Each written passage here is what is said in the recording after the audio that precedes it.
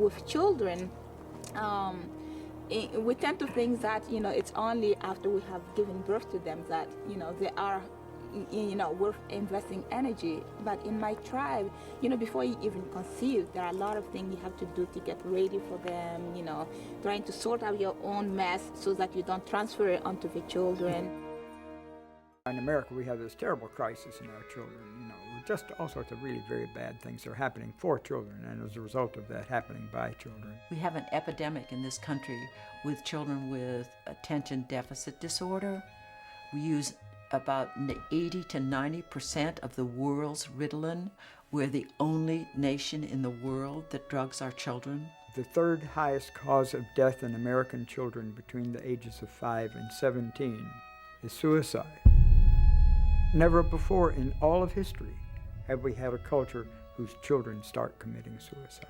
And yet at that very time when there's such a crisis as this is happening, we're discovering so much about that newborn infant. It isn't just the physical survival we're talking about here, we're talking about the whole value of human life that is in jeopardy, that we're creating a society of people who are violent, who are scared, who don't trust, and it doesn't have to be that way.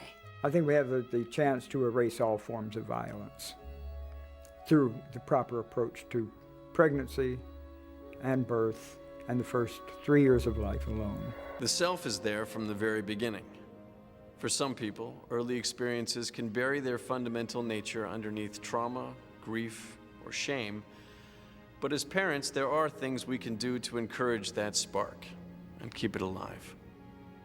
During gestation, birth, and the early years, it is so important for us to connect with our children and to listen to who they are and what their purpose is. In this way, we can help them stay on their path as they grow. Sabanfu reminds us that in her culture, at every step along the way, the incoming child is honored, and things are done to make sure that they know that they are welcomed and wanted and needed. All these different rituals are done to ensure that the spirit of the new coming child is kept intact.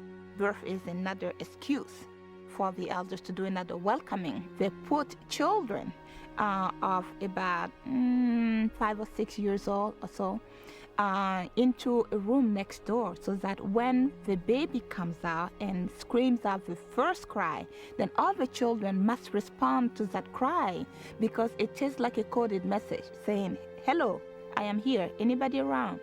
And when the other children cry back, it is saying, "Yes, welcome, you have arrived at the right place." Hi, baby. You got a sister. One of our basic needs is to be included, to be seen, to be heard, to be understood, and to know that someone cares enough about us, loves us enough, to be that tender with us, to listen. You did a good job coming with. You did a good job coming with. It is not simply the responsibility of the parents to receive the infant. It's important for the whole community to come forward and receive and welcome each child. Our survival depends on us being able to connect with other people. Our capacity for relationship begins very early. We value our independence in this nation so tremendously. And of course, nobody wants to be very dependent and codependent, but there's an interdependence that is the healthy way to be. When you do not belong, when you don't feel embraced by a community, that actually is a reason to start your grief right there. And a lot of us walk around carrying grief on every part of our body, in every cell of ours, because we are invisible. We are not seen because the community has not embraced us for us to get out of our invisibility. What we see is children trying to find a place for themselves, trying to be noticed, trying to have someone get who they are. If the community doesn't come together and take true ownership of the lives of the youth that exist within that community, then when the option for a child is suffer through it in a world that is foreign and feels very harsh and negative to you, or enter into a community that may be unhealthy, but is gonna, in its own way, be there for you, you know, the choice is gonna be to find that community, even if it's a negative one.